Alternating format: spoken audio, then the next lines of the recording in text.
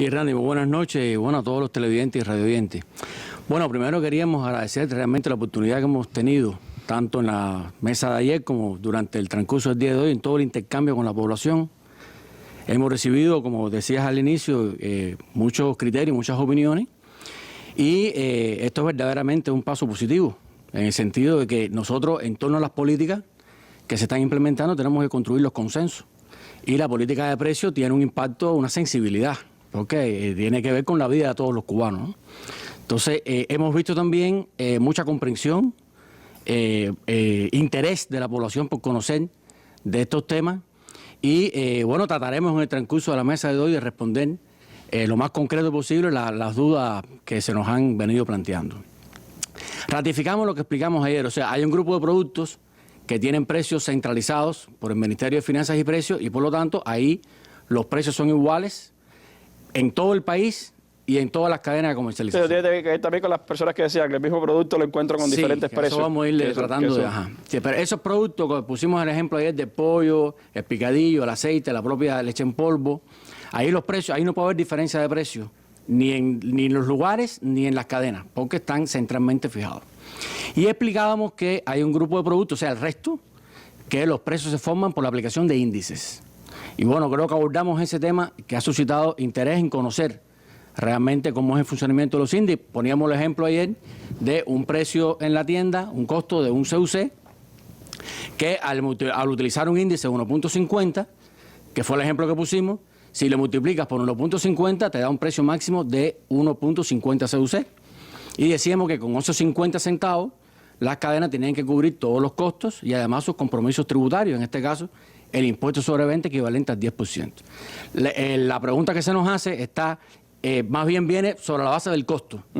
O sea, que se supone que ese costo ya tiene implícito todos los gastos. Y ahí vamos a ilustrarlo de la siguiente manera. Si estamos hablando de un producto importado, para de alguna forma explicarlo, todos los costos que trae el producto importado, desde el precio del proveedor, el flete, que puede ser marítimo o aéreo por la transportación internacional, los gastos del seguro internacional, los gastos de los pagos de los aranceles por la importación, todos esos gastos forman parte de ese costo sobre el cual se aplica el índice. Pudiéramos decir todos los gastos hasta el morro, vamos a ilustrarlo de alguna manera. Todos los gastos hasta el morro forman parte del costo al cual se le aplica el índice.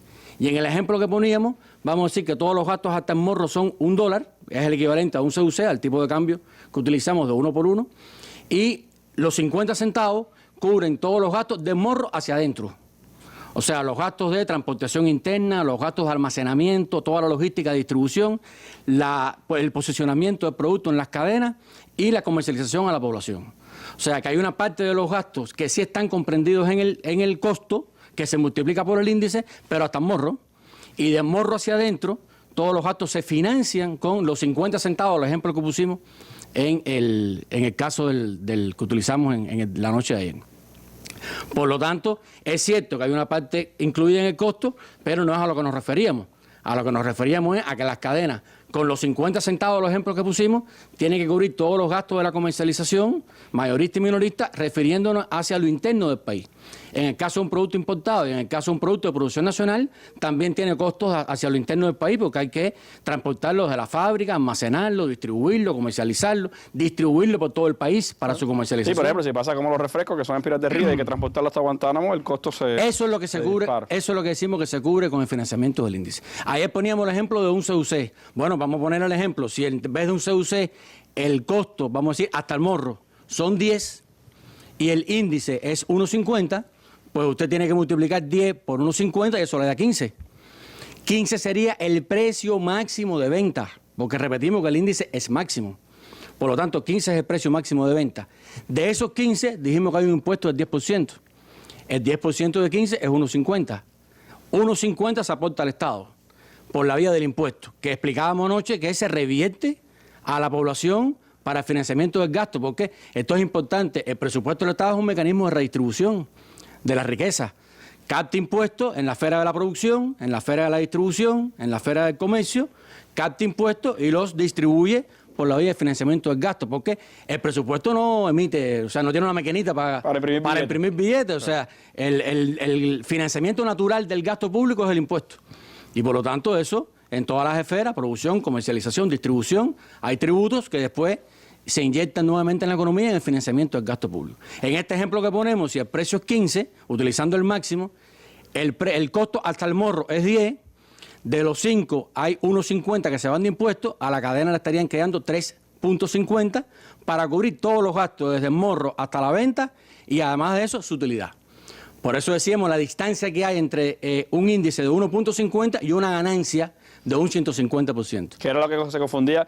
Muchas personas. Y hay para esclarecer, esta persona que decía un poco, bueno, si es el Estado el que fija los precios. En este caso, como usted decía, solo el Estado los fija para un grupo determinado de productos, los más importantes. El resto, lo que le fija a las cadenas es un tope de índice, es lo que quiero entender. Exacto. Fija los precios para un grupo seleccionado de productos. Y para el resto de los productos lo que el Estado fija es el índice máximo, que explicamos que no es único. O sea, no es un mismo índice para todos los productos. Hay diferentes índices por grupos de productos, favoreciendo, por ejemplo, los productos alimenticios tienen índices más bajos, las bebidas alcohólicas, los cigarros, que también se planteaba que por qué no lo subíamos el precio, etcétera, tienen índices más elevados. Eso se puede profundizar después, posteriormente, pero son índices por grupo de productos y con carácter de máximo. Y puede aparecer precios diferentes en las cadenas, porque una cadena, por ejemplo, Cimex, puede aplicarle, primero pueden tener diferentes proveedores y puede tener costos diferentes en la adquisición. Hasta el morro pueden tener costos diferentes, pero además después hacia lo interno de la economía, además de que pueden tener costos diferentes en la logística, pueden tener, una puede aplicar un índice, si el índice máximo es 1.50, Cimex puede aplicar 1.45 y te reduce 1.40, un ejemplo. Y pueden tener precios diferentes, porque en lo único que se garantiza que el precio es exactamente el mismo es en los productos que están centralizados. Que no solo se garantiza que es el mismo, sino que no se pueden mover. O sea, que quedan fijados y que su modificación solo puede hacerse si se autoriza por el nivel central, o sea, por el Ministerio de Finanzas y Precios en este caso. No es facultad de las cadenas mover un precio centralizado. Hablando de precios, hay una persona que decía, bueno, ¿por qué? Y en parte lo ha respondido, pero creo que quiero que quede claro, ¿por qué no le ponen precios más altos a los cigarros, al ron, a productos que son no suntuarios o que son dañinos y se le ponen menos precios a los alimentos, por ejemplo? Bueno, la política va en el sentido de tratar de que todas las posibilidades, los recursos que el país dispone para poder respaldar ofertas, está en el sentido de priorizar los alimentos. O sea, todo lo que hemos hecho va en el sentido de los alimentos, la leche en polvo, o sea, lo que tiene que ver con el consumo de alimentos y no con el consumo de bebidas ni el consumo de cigarros. O sea, vamos en el sentido. Los recursos que están disponibles en estos momentos es para respaldar ofertas, para priorizar las reducciones de precios en los productos de alta demanda de la población, básicamente de alimentos y vinculadas con la dinámica demográfica. Hay otra pregunta, Alejandro, que a mí me parece muy interesante. Veía las imágenes, ponían la mayonesa cubana ahí en Cienfuegos. Ahí preguntaba a una persona, bueno, ¿por qué cuesta más la pasta de bocadito y la mayonesa hecha en Cuba que la que traemos importada? ¿Por qué productos nacionales cuestan más o tanto que productos importados en las cadenas si los costos pudieran ser diferentes? Sí, ahí es donde está el tema, Randy. Primero, hay que plantear lo siguiente. Producto nacional puro, no tenemos, no existe la realidad. ¿Por qué? Ni en Cuba ni en ningún lugar. ¿Por qué razón? Porque todo producto nacional tiene un componente importado. Podemos hablar un jugo nacional de la estancia, se pone el ejemplo ahí. Pero bueno, ahí podemos tener un componente importado de envase, podemos tener un componente importado de la materia prima, la propia pulpa. O sea, que el producto nacional es hecho en Cuba, pero tiene componentes que son importados, porque no todo lo que lleva implícito se produce en el país. Entonces es nacional, porque el productor es nacional, pero tiene componentes importados en su propia producción. Ese es un elemento a tomar en cuenta. Otro elemento a tomar en cuenta es que la tecnología, nosotros tenemos problemas de infraestructura en el plantel industrial. Se decía en la mesa la semana pasada, en la mesa industrial. Claro, y en ocasiones no somos competitivos en el sentido de producir con costos inferiores a lo que en otros mercados se logra con tecnologías más eficientes y más avanzadas. Por lo tanto, puede haber una diferencia, de hecho la hay, en determinadas producciones que en Cuba cuesta más caro producirlas que en otros países, básicamente por cuestiones vinculadas con la tecnología y la eficiencia en los procesos productivos. Y por lo tanto, si el punto de partida para formar el precio, vamos a poner el ejemplo de un índice, si el punto de partida es el costo, puede ser que el costo de un producto nacional sea superior al de un producto importado, aun cuando el producto importado hay que traerlo del exterior. Pero cuando tú le agregas flete, seguro, etcétera, puede ser incluso más barato que una producción nacional por el componente importado que tiene la producción nacional y por los problemas de infraestructura y también de financiamiento que tenemos nosotros para el desarrollo de la industria. Ese es un elemento a tomar en consideración, porque en realidad cuando tú haces la comparación, no todo lo nacional es más barato que lo importado, aunque lo haya en algún momento. Y otro aspecto también es que en lo importado se estaba priorizando, sobre todo en líneas de aseo, etcétera, se estaba priorizando productos de línea económica. O sea, también las cadenas hacen su esfuerzo por importar cada vez más barato. Y entonces, bueno, en ese sentido, hay productos importados que en su comparación con los costos nacionales resultan más competitivos y pueden venderse a la población por un precio inferior. De cualquier manera, la estrategia no está en incrementar la importación, ¿no? La estrategia está en potenciar las producciones nacionales a partir de las inversiones, de los programas, para sustituir importaciones. ¿Cómo? Produciendo más eficiente. O sea, nosotros tenemos que lograr sustituir importaciones eficientemente, no con productos que sean más caros y menos eficiente producirlos en Cuba que importarlos. Pero la estrategia va en el sentido de la sustitución efectiva de importaciones, solo a la base de producciones nacionales eficientes. Pero se nos pueden dar esa problemática hoy. La pregunta, podríamos decir, del premio, que se hacen algunos. ¿Se quedó esto aquí o este proceso va a continuar? ¿Puede haber otras modificaciones de precio? Muy importante, Randy, porque varias opiniones están en el sentido de que bueno, lo que se ha hecho se agradece, pero se debe continuar. Es un poco lo que las personas preguntan, incluso en qué producto, cómo, cuándo. Ratificamos lo que hemos venido planteando en estos días.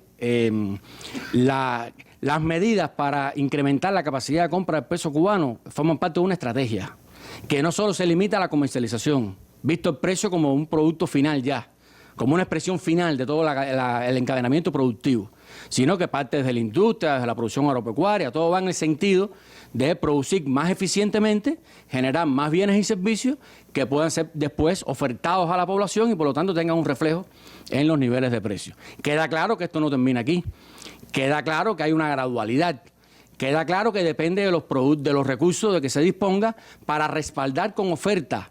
Nosotros tenemos que aprender también de lo que ha venido pasando en materia de todo tipo. O sea, tenemos que aprender en materia de información, tenemos que aprender en el manejo de los recursos para el respaldo de la demanda o por los incrementos que hay de la demanda cuando mueven los precios. O sea, tenemos que hacer una lectura del punto en que estamos y prepararnos a estar en mejores condiciones de continuar avanzando gradualmente con estas medidas. De lo que sí puede estar seguro el pueblo, nuestro pueblo, es de que todo va encaminado, no hay política de precios dirigida a vender caro, a generar altas utilidades. Aquí no hay una corporación, aquí no hay intereses privados detrás de la comercialización minorista. O sea, es un interés público y la función fundamental es servir a la población. Y eso se va logrando en la misma medida en que disponemos de recursos que puedan ir respaldando los niveles crecientes de demanda. Porque había un criterio importante que nos decían hoy en el foro. Se dice que se incrementó la demanda. No, la demanda siempre ha existido. Lo que pasa es que no había posibilidad de comprar. Bueno, precisamente esa es la sensibilidad. Cuando bajas el precio, una demanda que no podía acceder, ahora se te convierte en una demanda solvente, como se dice, ¿no? Y por lo tanto, sí, cualquier movimiento de precio tiene que tener un respaldo de oferta. En ese sentido vamos para buscar la manera de satisfacer cada vez más la necesidad de nuestra población y que nuestra moneda tenga un valor real y que las personas, los cubanos, podamos vivir a partir de nuestro esfuerzo y de nuestros resultados y de nuestro trabajo.